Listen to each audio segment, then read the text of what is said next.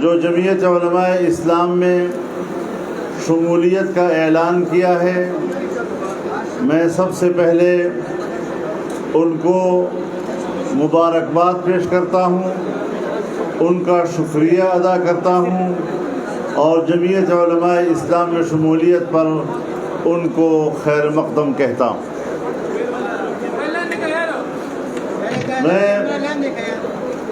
چونکہ یہاں پر شمولیت کا ایک اعلان بھی ہوتا ہے، ان کے اعزاز میں ان کو جماعت کی ٹوپیاں بھی پہنائی جاتی ہیں، مفلر بھی پہنائے جاتے ہیں، تو ذرا ماحول بدنظمی کا شکار ہو جاتا ہے۔ تو اس کے لیے میں آپ تمام دوستوں سے بھی معذرت خواہ ہوں، میڈیا کے دوستوں سے بھی معذرت خواہ ہوں کہ ایسی صورتحال میں اس طرح تو ہوتا ہے اس طرح کے کاموں میں۔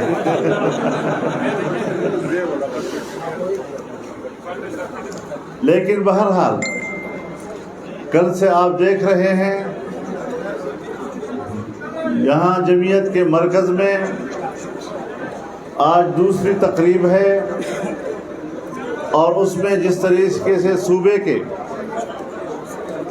ہر طرف سے معززین کی جمعیت علماء اسلام کی طرف میلان اور جمعیت علماء اسلام میں شمولیت کا سلسلہ جاری ہے، اسی سے آپ اس صوبے کے عوام کے رجحان کو سمجھ سکتے ہیں۔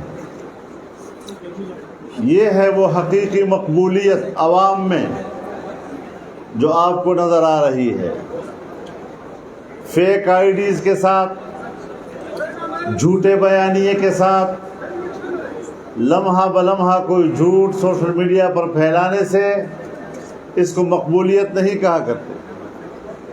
مقبولیت اس کو کہتے ہیں جس کے مناظر کل سے آج تک آپ لوگ دیکھ رہے ہیں۔ اللہ تعالیٰ اس میں اور بھی برکت عطا فرمائے اور بھی اضافہ فرمائے، اور میں یہ بھی دعا کروں گا کہ اللہ کرے ہمارے صفوں میں نظم و ضبط بھی آ جائے۔ آمین، اللہم آمین۔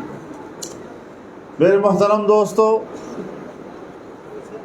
یہاں پر ایک نظریاتی تقابل تو ہمیشہ رہا ہے۔ مختلف سیاسی پارٹیوں کے اپنے منشور ہوتے ہیں اور وہ عوام کے سامنے رکھے جاتے ہیں۔ فیصلہ عوام نے کرنا ہوتا ہے کہ وہ کس منشور پر اعتماد کرتے ہیں، لیکن گزشتہ ایک دو دہائیوں سے پاکستان میں جو جنگ ہو رہی ہے، نظریاتی جنگ کی بجائے ایک تہذیبی جنگ نے لے لی ہے۔ نوجوان نسل کے اخلاق کو جس طریقے سے خراب کیا جا رہا ہے، معاشرے میں بے باکی، بے حیائی اور بد اخلاقی کو جو فروغ دیا جا رہا ہے، میں آپ کو ایک بار پھر بتانا چاہتا ہوں کہ 2013 میں ایک وفد نے آ کر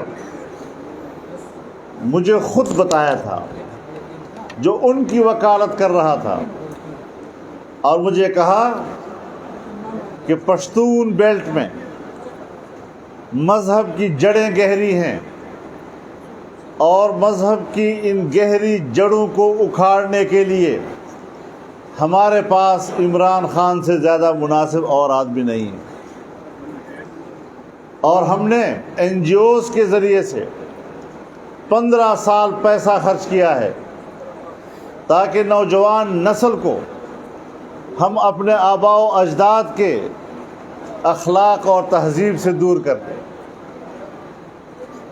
ہمارا آبائی جو تہذیبی سلسلہ ہے اس کو ختم کر دیا جائے، بزرگوں سے نوجوانوں کا تعلق کاٹ دیا جائے، بزرگوں کا احترام ختم ہو جائے، ماں باپ کی عزت ختم ہو جائے اور کہا جائے کہ ہم تو ہماری مرضی، تو یہ اپنی مرضی والی مخلوق اس نے معاشرے کو تباہ کیا، اس نے قوموں کی تہذیب کو تباہ کیا، اس نے پشتون قوم کی پشتون ولی کو تباہ کیا، اس کی روایات کو تباہ کیا، اس کی مہمانداری کو تباہ کر دیا۔ یہ بد اخلاقی انسانی تاریخ میں منظم طریقے کے ساتھ، باقاعدہ ایک مہم جوئی کے ساتھ، باقاعدہ ایک بین الاقوامی فنڈنگ کے ساتھ اس طرح اپنی تہذیب کے خلاف کوئی تحریک نہیں آئی جس طرح کے انصاف کے نام پر ایک تحریک پاکستان میں کام کر رہی ہے۔ میں اللہ کا شکر ادا کرتا ہوں کہ اس کا مقابلہ کرنے کی اللہ نے ہمیں توفیق عطا کی، اور میں کہتا ہوں، کل بھی میں نے کہا کہ ایسی باطل نظریے اور باطل طبقے کے خلاف اگر میں اکیلا بھی لڑوں گا تو انشاءاللہ سواد اعظم کہلاؤں گا۔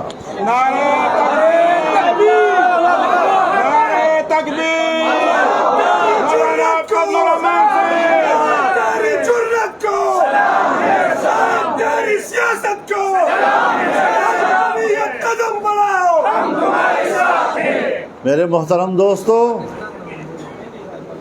آج کچھ پتہ چلا کہ چینج رجیم کون ہے، کس کے خلاف سازش ہوئی ہے۔ کہتے ہیں بین الاقوامی سازش کے تحت مجھے اقتدار سے نکالا گیا، بین الاقوامی طاقت کے ذریعے آپ کو نہیں نکالا گیا، بین الاقوامی طاقت کے ذریعے آپ کو لایا گیا تھا۔ ہم تمہاری اصلیت کو جانتے ہیں، تمہارے پیچھے کون سی قوت کار فرما ہیں، اور مجھے افسوس اس بات پر ہے کہ میرے ملک کے اشرافیہ ایلیٹ کلاس، چاہے وہ کسی ادارے سے بھی تعلق رکھتا ہو، ان کے گھروں کے اندر ان کو سپورٹ ملی ہے، وہ بین الاقوامی نیٹ ورک کے ساتھ وابستہ رہے ہیں۔ ہم نے کوئی معمولی جنگ نہیں لڑی، لیکن ان کو اقتدار سے اتارنا یہ کافی نہیں ہے۔ ابھی اس کے نام و نشان کو اور ان کے قدموں کے نشان کو بھی مٹانا ہے، تو لہٰذا ہتھیار نہیں ڈالنے، میدان جنگ میں رہنا ہے، سیاسی جنگ لڑنی ہے، آئین کی جنگ لڑنی ہے، لیکن پبلک کو بتانا ہے۔ اور میں علماء کرام سے بھی عرض کرنا چاہتا ہوں کہ اگر کوئی طاقت ہمارے نوجوان کے اخلاق کو تباہ کرتا ہے، بڑے چھوٹے کا فرق ختم کرتا ہے، اپنے بزرگوں سے اس کی نسبت کو ختم کرتا ہے، تو سب سے پہلا فرض علماء کرام کا بنتا ہے کہ وہ گلی گلی، کوچے کوچے، مسجد مسجد، مدرسہ مدرسہ جا کر قوم کو اسلام کی راہ بتائے۔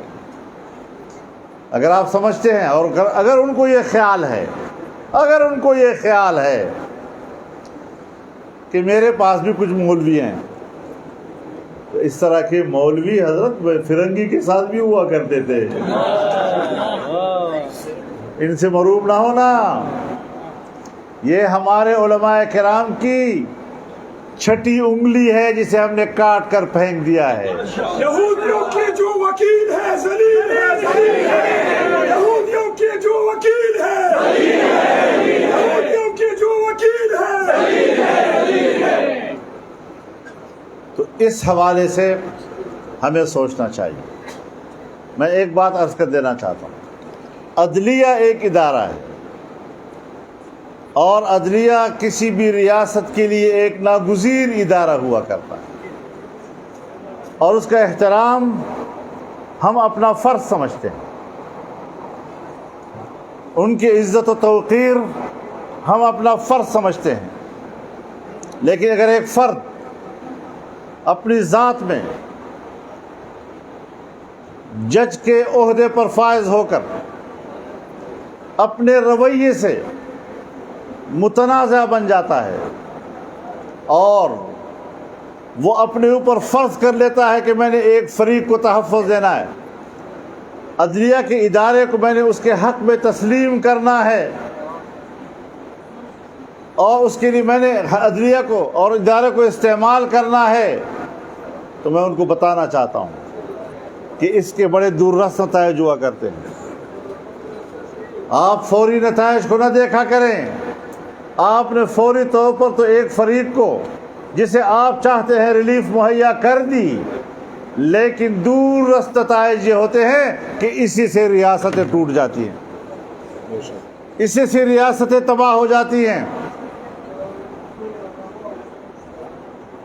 مجھے پتا ہے، میں اس میدان کا آدمی ہوں، درانی صاحب بیٹھے ہوئے ہیں، کیا یہاں پر منظم طریقے سے اداروں کے اندر کے لوگوں نے، جن کو میں شخصی طور پر بھی جانتا ہوں، انہوں نے ادارے کو استعمال کر کے ہمارے خلاف جھوٹے کیس نہیں بنائے، بنانے کی کوشش نہیں کی؟ لیکن ہم نے کیا جواب دیا؟ ہم نے کہا کہ ہمارے خلاف کوئی بھی فائل آئے گی، ہمیں اپنے کردار کا پتہ ہے، ہمیں اپنے دامن کا پتہ ہے کہ وہ کتنا اجلا اور صاف ہے۔ اگر تم نے بدنیتی کے ساتھ ہمارے دامن پر کالا داغ لگانے کی کوشش کی، وہ فائل ہم تمہارے منہ پہ مار دیں گے۔ تکبیر!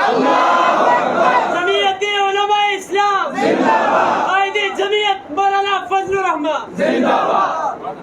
میرے محترم دوستو، آج یہ لوگ ہمیں آزادی کا درس دیتے ہیں،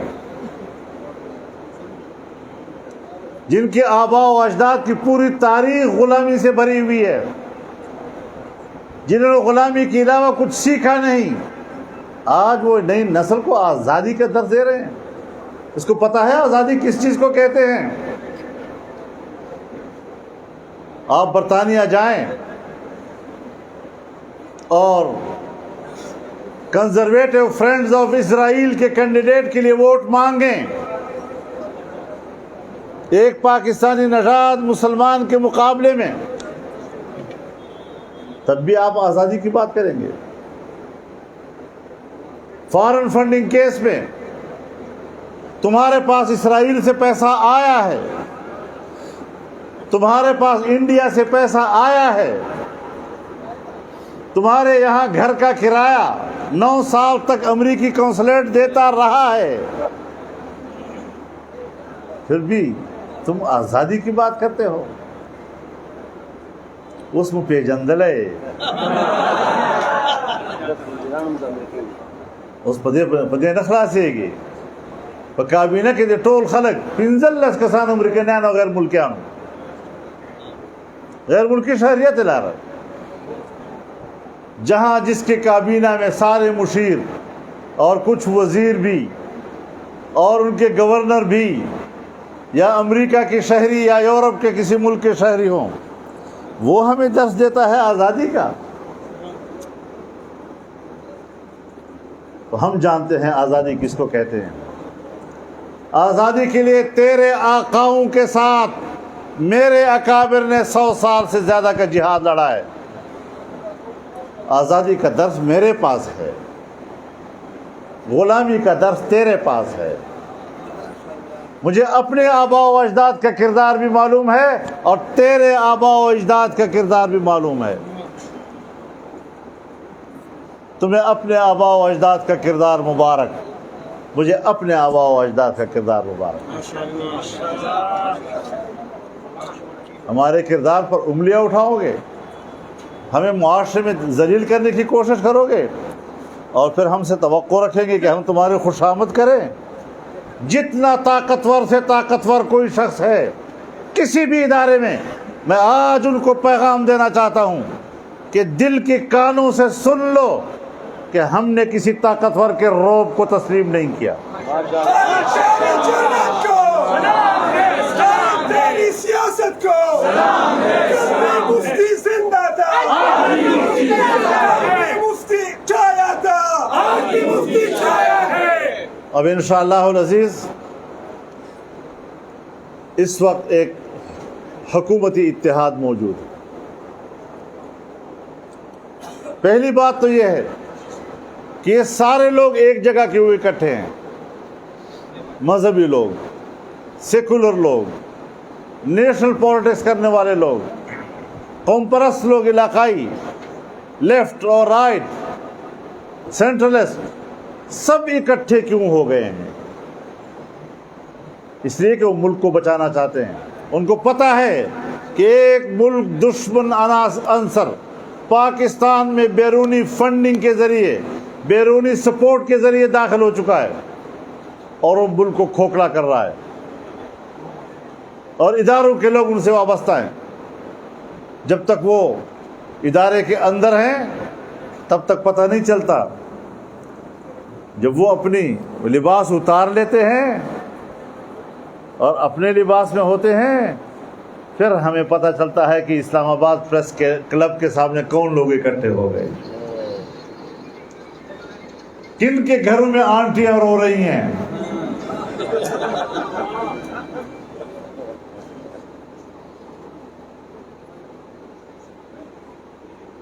ددے خلکو میڑان وګورئ، په کور کې بیبیانو حکومت ته مو مدروبونه کوي۔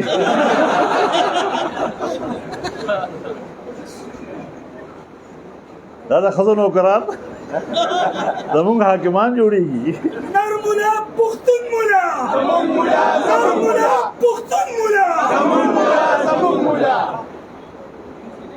تو ان چیزوں سے ہمیں نہ ڈرایا کرو۔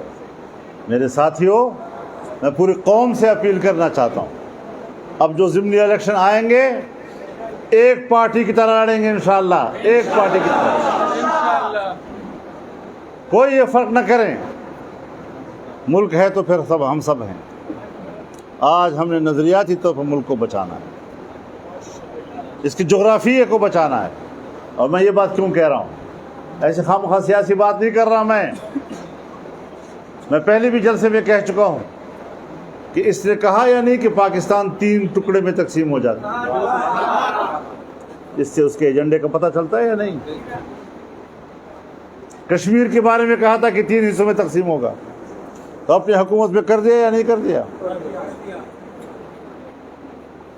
ہمیں امانت سکھاتے ہو، ہمیں دیانت سکھاتے ہو، اور کشمیر کی پوری اسمبلی ایک آدمی نے پیسے سے خرید لی ہے، ایک آدمی نے پوری اسمبلی کو۔ شاید حاجی غلام علی جانتا ہوں اس کو۔ یہ سیاست ہے، یہ جمہوریت ہے۔ ملک کا آئین ہے، آئین کو اس کے معنی ہم نے پہنانے ہیں۔ آئین ہے، معنی نہیں ہے۔ اور میرے محترم دوستو،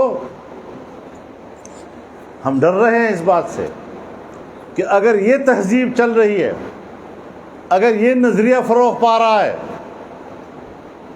تو پھر پاکستان کی نظریاتی شناخت ہم ختم کر دیں گے۔ پاکستان کی نظریاتی شناخت کو ہم نے زندہ رکھنا ہے، آئین کو زندہ رکھنا ہے۔ آئین کو زندہ رکھیں گے تو ادارے موجود ہوں گے، اگر ادارے آئین کو مانتے ہی نہیں ہیں تو پھر کیا کریں گے؟ تو پشاور والوں، آپ سے بھی کہنا چاہتا ہوں، یہاں پشاور میں بھی تھوڑا پرابلم ہے، اس کو بھی آپ لوگوں نے ٹھیک کرنا ہے۔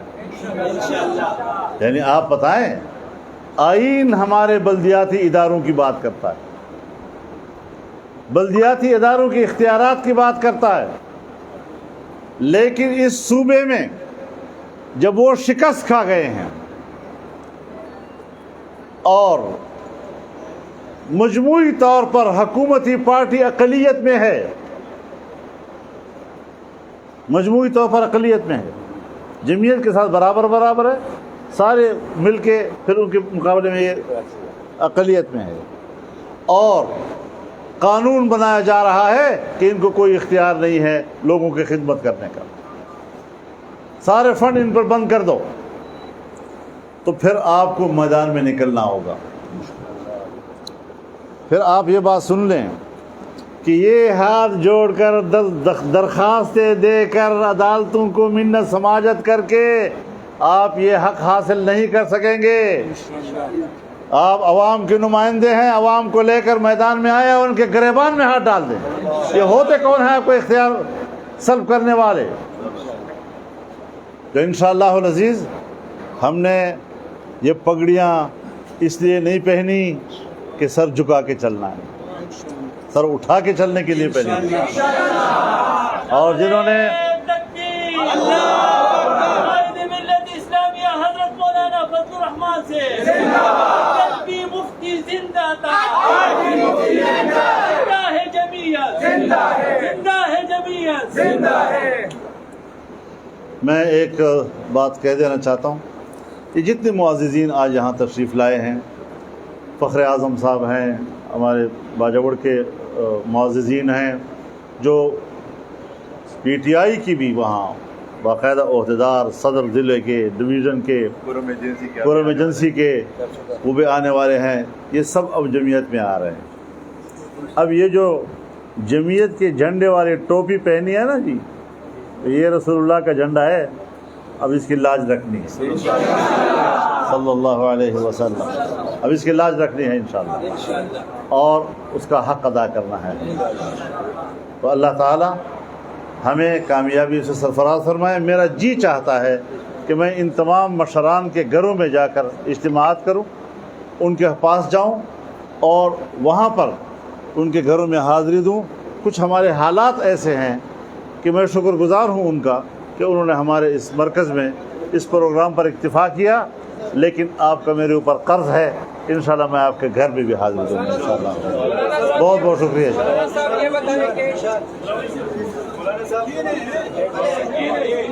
آرام سے بیٹھے، بالکل آرام کے ساتھ جی۔ ذرا میڈیا کو کچھ سوالات کرنے دیں۔ آپ بیٹھے آرام سے، آرام سے۔ ارے جو بولتا ہوا یہ تک لیٹو بخول اگلی شے کر دیں۔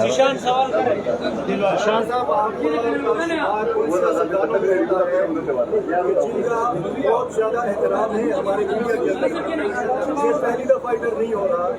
میں گزارش یہ کرنا چاہ رہا ہوں کہ آپ کے منتظمین جو ہے اگر اس قسم کا پروگرام ہو تو پھر وہ پروگرام الگ سے رکھا جائے، کانفرنس جو ہے اس کو الگ سے رکھا جائے۔ آپ نے ایک بات کی، سوال ہے میرا کہ ضمنی الیکشن میں ہم ایک پارٹی کی طرح الیکشن میں حصہ لیں گے، آئندہ جب جنرل الیکشن ہوں گے تو اس کے لیے بھی کوئی پلاننگ ہے کہ نہیں کہ تمام جو حکمران اتحاد میں جماعتیں ہیں وہ ایک پارٹی کی طرح؟ ابھی تو ہم یہی جو فیصلہ آیا ہے وہی تک ہم محدود ہیں، آگے جا کر بھی حالات کے مطابق ہم انشاءاللہ جو ملک کے فائدے میں ہوگا وہ فیصلہ کریں گے۔ مولانا صاحب یہ بتائیں کہ معیشت کیوں سنبھل نہیں رہی؟ ڈالر مہنگا ہو رہا ہے، پیٹرول پھر مہنگا ہو رہا ہے، کیا اقدامات کیے جا رہے ہیں؟ دوسرا میرا یہ سوال ہے کہ آپ اقتدار میں نہیں ہیں، کوئی وزارت آپ نے نہیں لی، لیکن پھر بھی آپ کا حکومت میں کافی زیادہ اختیارات ہیں، آپ فیصلے کرتے ہیں ملک کے، تو اس بارے میں تھوڑا بتائیں۔ اور تیسرا میرا یہ سوال ہے کہ لوگوں کے آپ سے بڑے توقعات تھے، اس توقعات پر آپ کس حد تک اترے؟ جی بسم اللہ، یہ تو بہت اچھا سوال ہے اور یقیناً پریشان کن سوال ہے۔ جو آپ کا سوال میرے ضمیر سے سوال ہے، میں خود محسوس کر رہا ہوں، مجھے اندازہ نہیں تھا۔ اور میں آپ کو یہ بتا دوں، جب ابھی حکومت بدلی نہیں تھی تو میں نے بڑے بڑے جلسوں میں یہ بات کہی تھی کہ ملک تو تباہ ہو گیا، لیکن اگر ہم اقتدار میں آ جائیں تو مجھے پریشانی اس بات کی ہے کہ دوبارہ اس ملک کو اٹھائیں گے کیسے۔ آج ہم اس چیز کو محسوس کر رہے ہیں کہ ہمیں کس طرح دلدل کے اندر پھنسایا گیا تھا۔ بین الاقوامی اداروں کے ساتھ وہ معاہدے کیے کہ آج وہ ہماری بات سننے کو تیار نہیں ہے۔ ہمارا نظریاتی اختلاف امریکہ کے ساتھ ہے، یورپ کے ساتھ بھی ہے، لیکن as a state, as a ریاست، پاکستان امریکہ کا دوست ہونے کے باوجود بھی امریکہ پاکستان کے لیے اقتصادی مشکل کیوں پیدا کر رہا ہے؟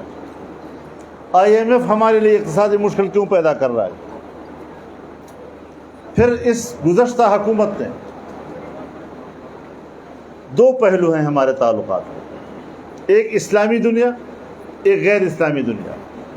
اسلامی دنیا میں سعودی عرب ہمارے قریب، اور غیر اسلامی دنیا میں چین ہمارے قریب، دونوں کا اعتماد ہم نے تباہ کر دیا ہے۔ اب آپ بتائیں کہ اس مشکل میں جس میں 3 سال تک قوم اس دلدل میں پھنسی رہی اور آپ کا صوبہ تو ابھی تک پھنسا ہوا ہے، تو اس صورتحال سے نکلنے کے لیے یہ بات ذرا انصاف کی بنیاد پر کریں کہ 4 سال میں ہمیں جس دلدل میں دھکیلا گیا تھا اس سے نکلنے کے لیے 4 مہینے کافی نہیں ہے، اس پر مسلسل کام ہو رہا ہے، اور یقیناً ہم ابھی مشکل سے نکلنے میں دقت محسوس کر رہے ہیں، لیکن پوری طرح متوجہ ہیں، اور جو صورتحال اس وقت ہے اس پہ ہمیں عوام کی تعاون کی ضرورت ہوگی۔ یہ نہیں کہ صرف ہم نے مشکل محسوس کی اور حکومت کے خلاف باتیں شروع کر دی، بلکہ جس قوم کے اوپر اس حکومت کی پالیسیوں کی وجہ سے یہ دن ہمیں بھی دیکھنے پڑے اور ان کو بھی دیکھنے پڑے، قوم کی اجتماعی وحدت اور باہمی اتحاد سے ہی ہم اس سے باہر نکلیں گے۔